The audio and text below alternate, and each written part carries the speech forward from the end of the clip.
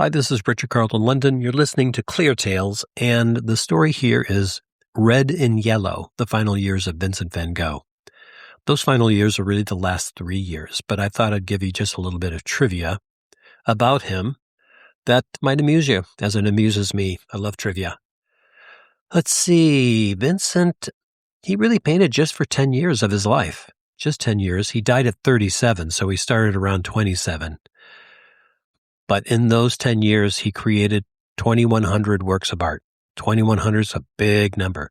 The last 3 or 4 years of his life, he produced 860 oil paintings. Very prolific. And those are the works that we know of today as a Van Gogh, is really the last 3 years of his life. One of the reasons I focus on that in this story that I wrote. Let's see. He was also excellent with language. He spoke 4 languages: English, German, French, Dutch, and Flemish. 5. Oh, I'm a terrible counter. 5 languages. I'm not entirely sure. I don't know Flemish much. I don't know it at all. But I know it's a combination of French and Dutch. Anyway, it's a small region in Holland. Let's see what other kinds of things you would love to hear about. Let's see. Just back to the painting. His last 70 days, he painted 75 works. So that's more than one completed oil work a day. That's like frantic. Get it done, man. Get it done. The Van Gogh family is a kind of an interesting thing. They're from Brabant, Holland, which is an area of destitute people at this particular time, which was the 1800s. And Vincent van Gogh, the painter, was not the first Vincent van Gogh in the family, in the nuclear family. His older brother by 1 year was Vincent Wilhelm van Gogh. Older by 1 year because he died at birth, this older one. And it was Dutch tradition to name the firstborn after you have a death at birth. You name them as the child that died. So his older brother was Vincent Wilhelm van Gogh, as is Van Gogh's full name as well. And you hear in the story, that's the trigger that I've used for this story, which is different from others. And his brother comes back to him after a bout of absinthe, which is a drink he does in Paris. His brother comes back to him in his mind and has conversations with the living Vincent van Gogh. But there's more. Those are 2 Vincent van Goghs. There's 3 more. I think that's amazing. The grandfather's name was Vincent van Gogh. I don't know if it's Wilhelm, but it's Vincent van Gogh as well. His uncle, which they called Unc, his name was also Vincent van Gogh. And then Theo, his younger brother by 2 years, with Joe, his wife, had a child, and they named him after Theo's brother, Vincent Wilhelm van Gogh. So really there's 5 of them. You didn't know that, did you? Crazy, huh? His father was a Dutch Reformed minister. But this is big stuff for Vincent van Gogh because he was very influenced by religion in his life. In his early life, he tried to take on the mantle of his father and become a minister and a preacher, and tried that out, and it didn't work. He later became very disillusioned with ministry and with organized religion, and felt that art was actually the true word of God and not preaching. And so he abandoned that and became a painter, and that's one of the reasons he went into that, I suspect. But his father was a minister, a Dutch Reformed minister. He was known through the letters that are out there as being emotionally reserved, very emotionally reserved, and morally rigid person. So he was a difficult person in Vincent's life. He once called his father a person that was as cold as stone. His mother was different, though. She was artistic, you see, and she drew flowers and watercolors and did watercolor and loved nature. So he had this kind of combination going on that made him the Vincent van Gogh of today. Well, that gives you a little bit of insight into Vincent van Gogh that you didn't know about. So I hope you'd like that, take that, and do whatever you want with it, and I hope more than anything that you're enjoying the book. Thanks for listening, and we'll see you soon. Chapter 15, Buffalo Bill. On the far side of Auvers, the wheat grows tall, taller than a middle school child, nearly taller than Vincent, if you count the heads of gold that bend and nod above him in the wind. The midday sun drapes over the land like a thick shroud of yellow.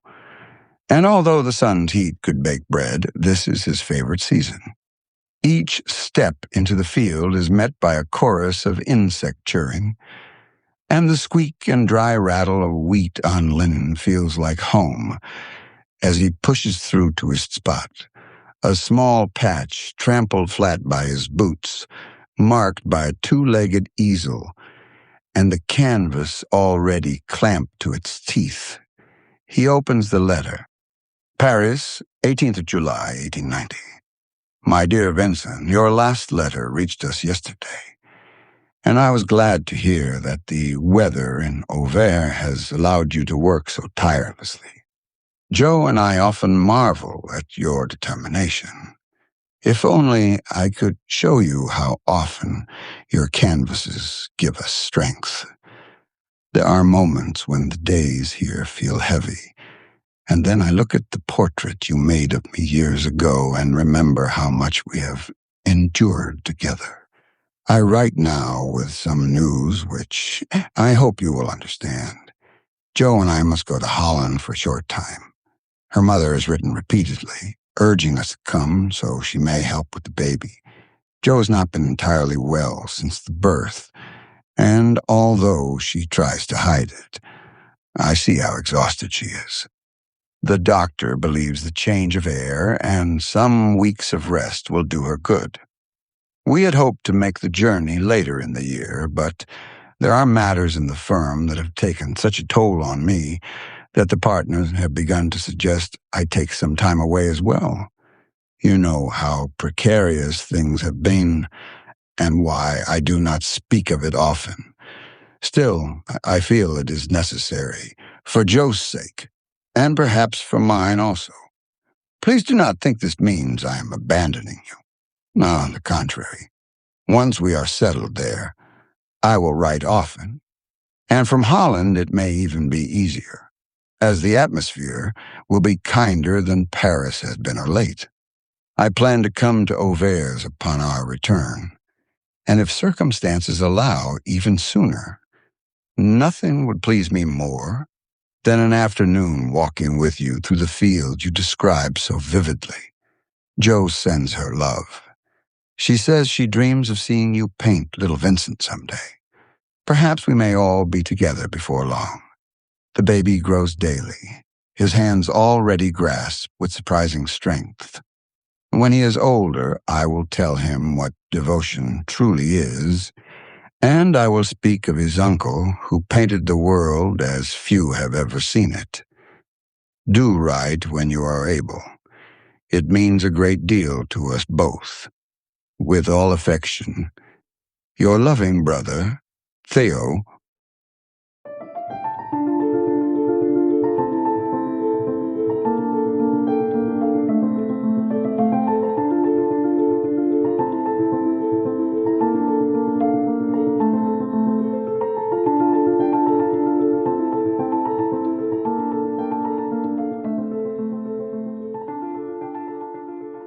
Vincent's fingers trembled around at the edges of the paper.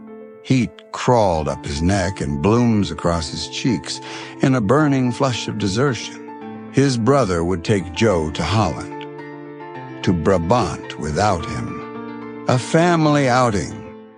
The abandonment lodged in his chest, sharp and unextractable. He jams the easel into the clay and nearly splinters the legs from the force. He stands back, hands on hips, struggling to calm his rapid breaths. Beads of perspiration form on his temples and the nape of his neck. They gather into rivulets that meander down his spine and soaking the small of his back. Tucking the letter into his pants, he works the palette with his left hand, thumb through the hole, using a pocket knife to lever out the cake yellow, chrome, cadmium, and ochre. He begins with the sky, working fast. He knows it's the wrong order, but the urge cannot be resisted. The blue must be laid down before the wheat can ever rise to meet it. The brush is thick, the strokes thicker, the color fighting him. A crow caws from the next field over. He stops with brush and air. Something is off. He listens. Not for the wind, not for the birds, but for Ian's voice. Nothing. It's been weeks since he spoke, ever since the first week of their arrival in Auvers. He sets the brush down and examines his thumb. A splinter, probably from the easel, embedded under the nail. He curses softly and digs at it with the knife, drawing a bead of blood. Then a sound, low at first. Not a crow, not a bird at all, but young voices. Laughter and the crash of bodies running through the wheat. Vincent closes his hand around the knife and waits. The voices come closer. They are shouting now. "There he is! It's the Mad Dutchman!" One shouts with glee. Vincent pivots as the wheat parts like a curtain. 4 teens materialize, 3 boys, 1 girl, squinting against the noon glare. The leader, all gangly limbs and wild hair, towers over the others. A leather vest hangs from his narrow shoulders, and he taps a willow switch against his leg. Beside him stands a fair boy with a long green field stalk dangling from his lips. Behind them linger the other 2, a girl with cropped hair and dirt-streaked cheeks who absently picks at her fingernails, and a smaller boy whose gaze never rises above the trampled earth at their feet. The leader grins, showing a row of uneven teeth. "Don't you know it's too hot for painting, Dutchman?" Vincent wipes the sweat from his brow and says, "The best colors come at noon, and the wheat is too beautiful to ignore in this light." "You hear that?" the boy shouts. "He loves the wheat." The boy beside him giggles and nudges the youngest. The girl doesn't look up from her nails. "Take a look at the painting, Renee." Renee advances, slapping the switch against his palm. "Let me have a look at this painting." Vincent braces himself, sensing the direction this is going while making note of Renee's intense eyes, the angle of his jaw, the red mark at his throat, the muscle tensing in his forearm. He circles, and with a quick flick of his switch, knocks Vincent's hat from his head. It rolls over clumps of dried dirt. "Look, Luke," Renee shouts. "His ear's gone, just like they said in the village." Vincent blinks but does not move. He feels the stares, the attention, the way silence fills the gaps between them. "They were right. You're a freak." Luke steps closer and says, "Come on, let me have a look." A flash of memory comes fast and hard. Arles, the yellow house, the blade in Gauguin's hand, the slice of cold, the smell of blood. In Arles was Ian's voice, warning Vincent. But there is no voice today, only the heat, glare, and a bully switch. "Don't you miss it, monsieur?" Renee says. Vincent focuses back into the moment before him. "What?" "Your ear. Don't you miss it?" Vincent shrugs. "I can hear you well enough." Renee grabbed the thick brush straight from Vincent's grip and began prancing about the clearing with it held aloft. "Look at me," Renee crowed, flailing the brush like a weapon against the sky. "I am the crazy painter." He lunged toward the canvas, making wild, violent smears in the air as the other children laughed. Vincent tried to step between them and his canvas. Renee struck him in the ribs with a switch. A sharp, hot pain radiated across Vincent's side. He inhaled sharply, stumbling back. Luke surged forward and kicked out the back leg of the easel, causing the canvas to collapse backward into the dirt. Renee seized the moment, stomping on the stretcher bars, grinding a heel into the wet paint, twisting until the wood cracked.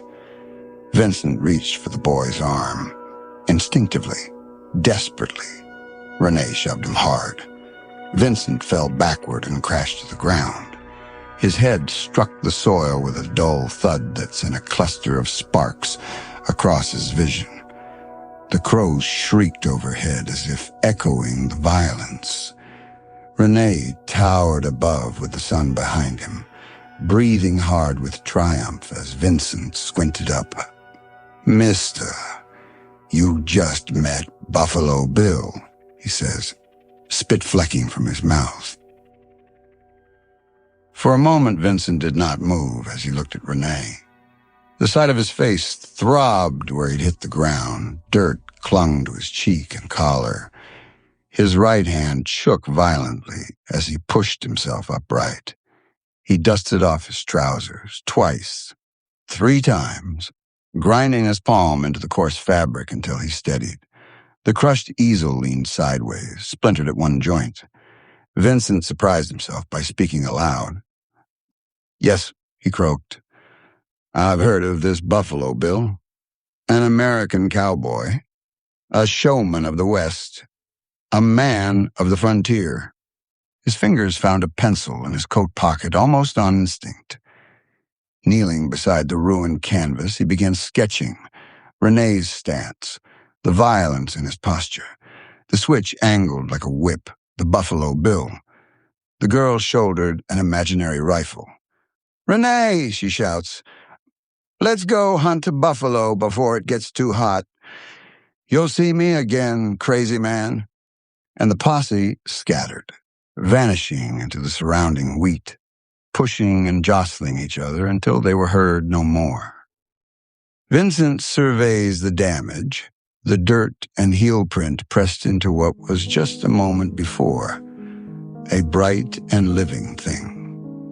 He wipes his hands on his trousers and stands, gathering what is left of the easel and the canvas. His thumb throbs, but the pain has already started to fade. The world, if anything, seems clearer, the outline sharper, the light more intense. Then he sets his jaw and heads home, canvas tucked under one arm, hat in hand, the sun beating down as before. At the inn, he washes the dirt from his face and the blood from his thumb. He sits in his small room and lays the broken canvas flat on the floor. For a long time, he does nothing, only stares at it, imagining how it might look, repaired, reworked. The scar a feature, not a flaw. Eventually he rises, finds a pencil stub, and begins to sketch. Not the wheat, not the sky, but Renee, arms raised, switch in hand, the look of victory on his face. He sketches fast, not caring about accuracy or proportion, only the feeling, the presence. In the margin, he writes, "Buffalo Bill." That evening, the Revu Inn is thick with the smell of bread, roasting onions and mutton. The common room is warm. At each table, a single lamp is lit, yellow light pooling on scarred wood.